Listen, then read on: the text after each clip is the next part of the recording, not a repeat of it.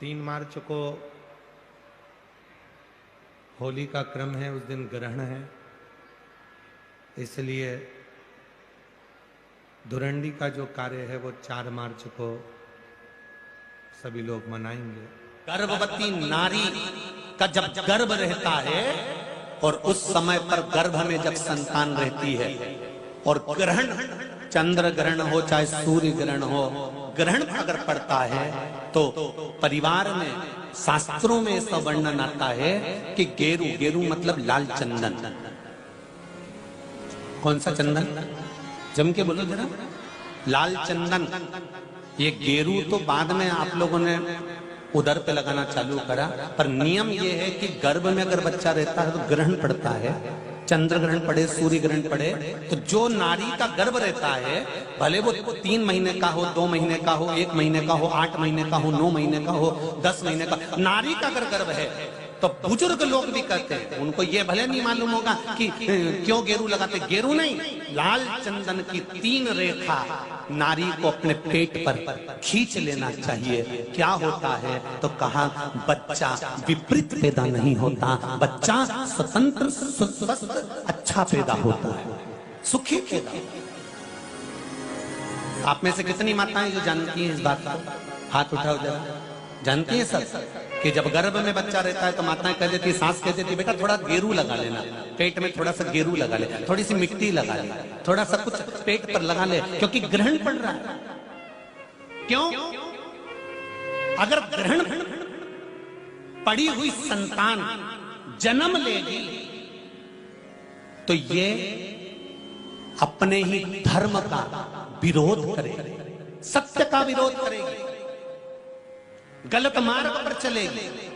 और अगर शरीर पर एक त्रिपुंड लगा दिया गया, पेट पर ग्रहण के समय पर गेरू लगा दिया गया, लाल चंदन लगा दिया गया, तो जो बच्चा जन्म लेगा वो माता पिता के विरोध में कभी नहीं खड़ा हो सकता, धर्म के विरोध में कभी नहीं खड़ा हो सकता, सत्य सनातन धर्म के विरोध में कभी खड़ा नहीं हो सकता, हिंदू धर्म के विरोध में कभी खड़ा नहीं हो सकता, हमारे पक्ष में हमेशा बना रहेगा।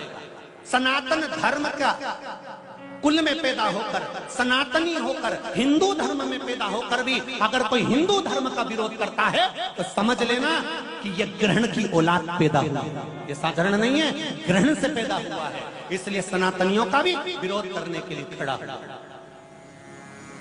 और आप सबसे निवेदन है, जब ग्रहण पड़े गर्भ पर, भले गेरू की 3 लाइन खींच लो, चाहे लाल चंदन की 3 लाइन खींच लो, पर अपने गर्भ पर गेरू लगाना जरूरी होता है, क्योंकि बच्चा अपने माता पिता की भी नहीं सुनता अगर ग्रहण का भाव उस बच्चे पर पड़ जाए। अगर माता पिता को अपनी सेवा करवाना है तो गर्भस्थ बालक को जब ग्रहण पड़े तो शरीर पर थोड़ा सा त्रिपुंड लगा लेना चाहिए। क्यों? क्योंकि बुजुर्ग माँ बाप की जिंदगी खराब नहीं हो। कई बेटे ऐसे होते हैं माता पिता को नहीं गिनते, कई बेटे ऐसे होते हैं माँ बाप को 2 रोटी नहीं देते, वृद्धाश्रम में छोड़ आते हैं। समझ लो कि ये ग्रहण के पैदा हुए, ये नहीं।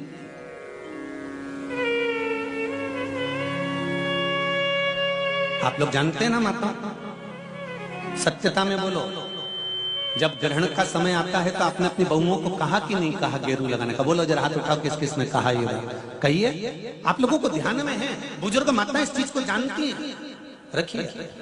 बुजुर्ग लोग इस बात को जानते हैं कि गर्भस्थ अगर बच्चा है और ग्रहण पड़ रहा हो तो त्रिपुंड लगा लेना चाहिए।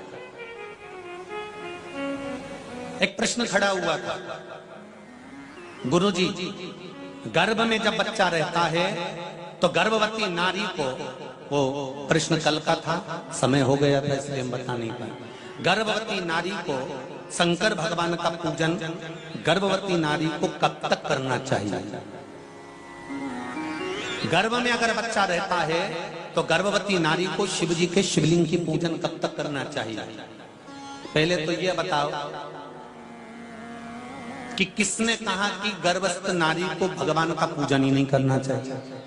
पहले तो उसको ढूंढ के लाओ कि भैरू है कहां वो, उसको पकड़ो, कालिए को जा मिल जाए, और उससे पूछो कि हमारे शास्त्र में, हमारे धर्म में, हमारे पुराणों में तुम कितनी पुराण उठाओगे? 18 पुराण, 6 शास्त्र, 4 वेद, कौन से उठाकर लाना चाहते हो? कितने उपनिषद उठाओगे? सारे संहिताओं को उठाकर ले आइए, सारे पुराणों को उठाकर ले आइए, सारे शास्त्रों को उठाकर ले आइए।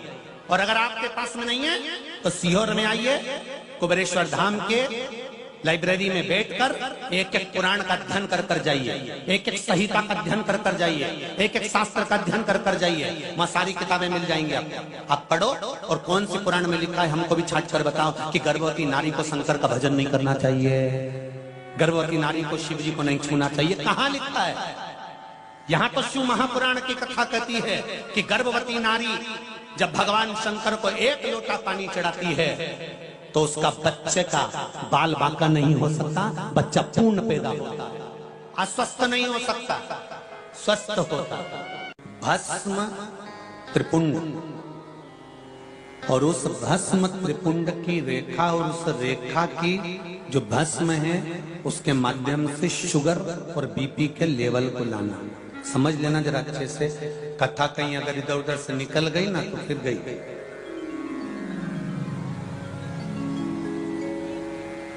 सती मैया को भोलेनाथ जी ने समझाया, बिठाया, कथा श्रवण करने के लिए बैठ गए।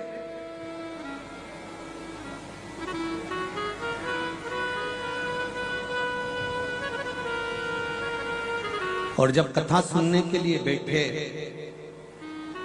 चित्त लगना चाहिए। एक बात अपने जीवन में उतारिएगा थोड़ा सा। आप कोई भी कार्य करें, भगवान का भजन करते हो, अगर दिया लगाते हो घर में, भगवान को दीप लगाते हो, उस दिए को लगाते समय भी अगर आपका मन, आपका चित्त, आपकी वृत्ति, आपका हृदय पूर्ण तरह से समर्पित होकर अगर दिया लगा रहे हो तो ये पक्का विश्वास मानकर चलना कि जिस कार्य के लगा रहे हो वो कार्य आपका 15 दिन के अंदर हो ही जाएगा। अगर दिल से लगा रहे हो तो।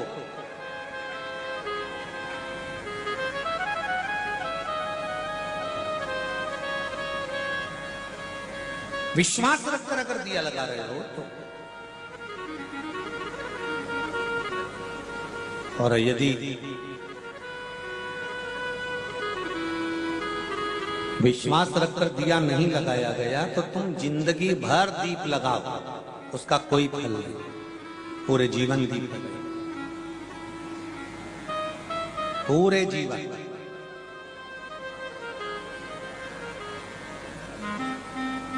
भरोसो दृढ़ चरण के, भरोसो दृढ़ चरणन कीरो, श्री वल्लभ चंद्र छटामिल, श्री वल्लभ चंद्र छटामिल, सब जन माही अंधेरो, भरोसो दृढ़ चरणन करो, भरोसो दृढ़ चरणन करो।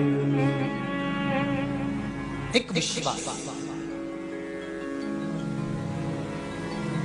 एक चावल का दाना भी अगर आप समर्पित कर रहे हो तो विश्वास। पंडाल में लाखों लोग बैठे हुए हैं और जितने कथा पंडाल में बैठे हैं उनसे भी लाखों लाखों करोड़ों लोग शिव महापुराण की कथा आस्था चैनल पर, फेसबुक और यूट्यूब पर श्रवण कर रहे हैं। उनसे निवेदन करूंगा, 1 लोटा पानी अगर शंकर भगवान को चढ़ा रहे हो, 1 चावल का दाना भी अगर आप शिव जी को चढ़ा रहे हो, 1 बेलपत्र भी अगर आप शंकर भगवान को समर्पित कर रहे हो, और 1 पुष्प की पंखड़ी भी आप शिव को दे रहे हो, तो ये शंकर कभी खाली नहीं जाने देता, इसका फल कभी ना कभी दे ही देता। वो शिव है, वो शंकर।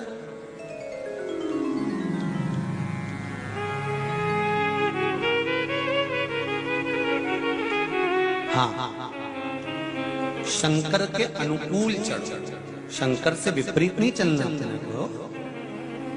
शंकर के अनुकूल चलने का प्रयास करिएगा, शंकर से विपरीत नहीं। नंदी शंकर से एक बार विपरीत चल दिए थे, नंदी ने एक बार शिव जी का कहना नहीं माना था, तब भगवान शंकर ने कह दिया था, नंदी अभी तक तू मेरे साथ में मंदिर के अंदर रहता है, अब तू मंदिर के बाहर रहेगा। एक बार नंदी ने कहना नहीं माना था तो शंकर जी के मंदिर के बाहर नंदी हो गया, अंदर नहीं रहा। उसी तरह आप भगवान की भक्ति के अनुकूल चलते हो तो भगवान के हृदय में विराजमान, और भक्ति के अनुकूल नहीं चल पाते तो आप शिव भक्ति सीखो। शिव शिव हमारे यहां पर एक प्रसंग बुजुर्ग माताएं बहुत पहले से कहती आई हैं, शायद यहाँ पे भी जितनी बुजुर्ग माताएं बैठी होंगी वो जानती होंगी। 9 महीने में नारी के गर्भ में जब 9 महीने बच्चा रहता है तो कोई एक महीना ऐसा होता है जिस महीने में बुजुर्ग माताएं कहती है कि नदी नाले मत नागो। बोलो सही है कि गलत है? अरे जम के बोलो जी जी सही है। एक महीना ऐसा होता है, वो 7वां हो कि 6ठा हो कि 8वां हो, जो आपके स्मरण में होगा। कई माताएं कहती हैं और बुजुर्ग माताएं कहती हैं तो बहुओं को लगता है ऐसा कोई होता है, ये तो ढोंग प्रपंच है, ये तो ढकोसला होगा, ये तो ढोंग होगा। पर उसका प्रसंग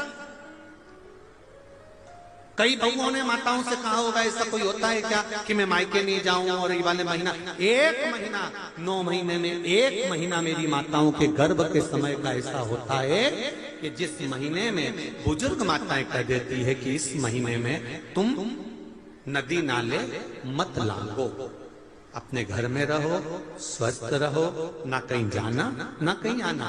डॉक्टर को दिखाने जाना हो तो चले जाओ, मना नहीं, पर नदी नाले लांग कर मत जाना, इधर हो तो चले जाओ। बुजुर्ग माताएं कहती हैं। अब इन बुजुर्ग माताओं को किसने बताया ये कि नदी नाले मत नांगना? वो प्रसंग ये शिव महापुराण की तर्पण, जो शिव पुराण की कथा आप सुन रहे हो, वो प्रसंग यहाँ मिलता है कि स्वधा तप कर रही है और उसके तप करते समय वो अपने बच्चों को जन्म देने वाली है, और उस समय पर यमराज की धर्म पत्नी धुमोरना समझाने के लिए आती है। 1 महीना लगता है धुमोरना को स्वधा को समझाने के लिए।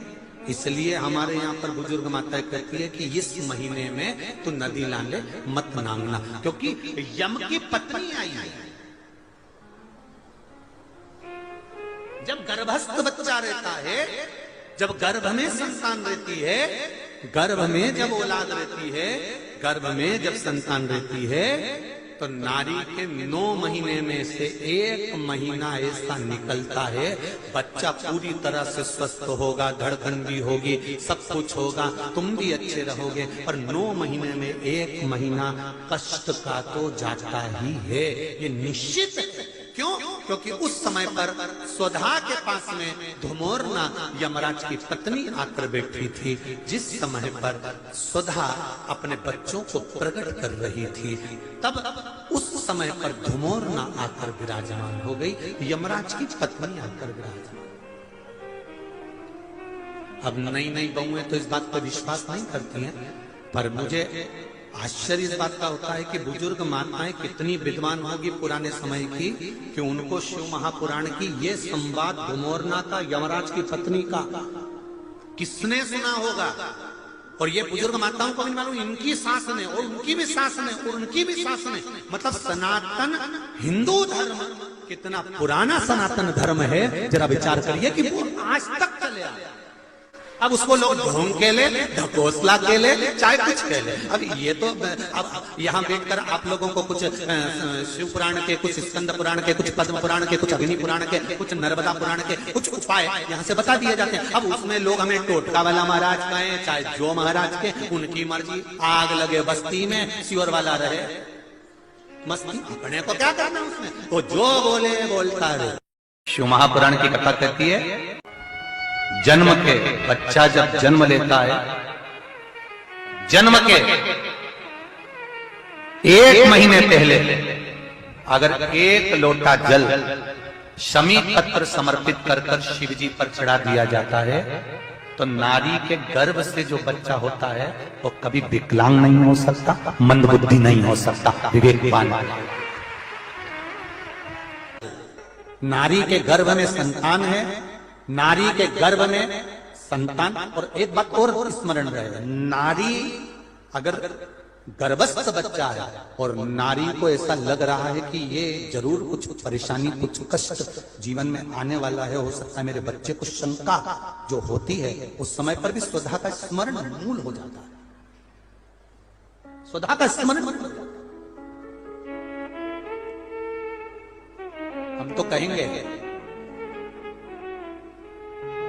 कई लोगों ने भ्रम पैदा कर रखा है, कई लोगों ने भ्रम पैदा कर रखा है। कई महाराज लोग कह देते हैं कि जब गर्भ से नारी रहे तब शंकर भगवान को ना छुए, शिवलिंग का स्पर्श ना करे, शंकर जी को छुए नहीं। ना जाने कौन से महाराज ने कह दिया, एक आध बार मिल जाए तो पकड़ के सीओ लिया,